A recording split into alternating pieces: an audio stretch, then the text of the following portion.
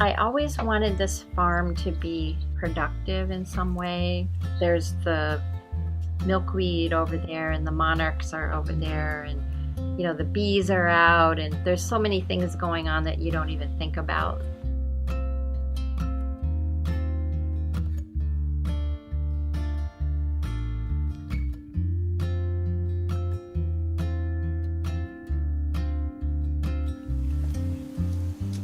My name is Sandy Main, and my New York state of mind is all about the scent map of New York State.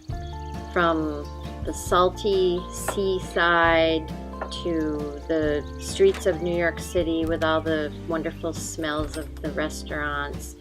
The Finger Lakes smells like fish and lakes and lavender and grapevines, up to the Adirondacks where we have the beautiful majestic white pine trees, the beauty of nature everywhere, visually and sensually. My family was part of the largest Danish settlement in the Finger Lakes, and I was very happy living there in the Penn area. But I went to Potsdam State for college, and I accidentally met my husband there. I won a horse, and so this horse kind of made it so that I had to find a farm to keep the horse on. So we found this farm, and very affordable, so we moved here, the two of us and the horse, and that was sort of the beginning of me living in the Adirondacks.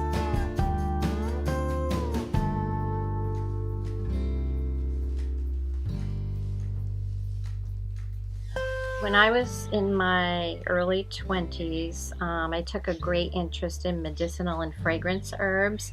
I wanted to have a business that I could share my love of the natural world with other people.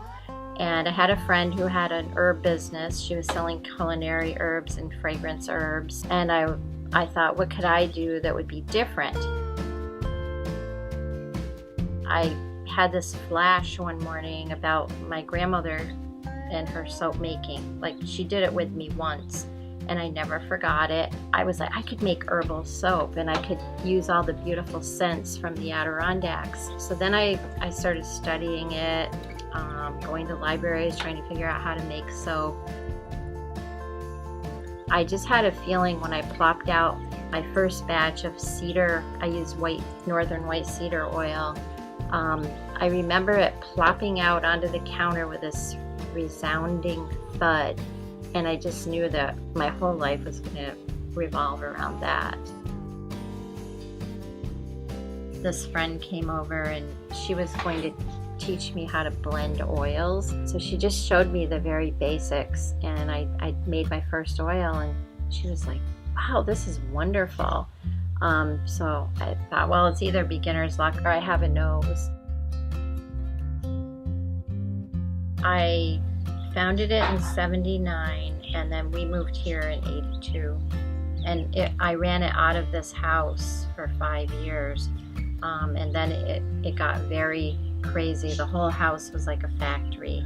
There was only one room in the house that wasn't used for the business, and that was the bedroom. What we really need is to keep pushing our brand, the Adirondack brand, and you're going to go there and you're going to find all these interesting things going on. And there's a folk life here, and I really get a lot of satisfaction out of making products that can bring happiness to people, because I'm happy when I'm making them. I think that should be everyone's goal, is to bring happiness to yourself and each other.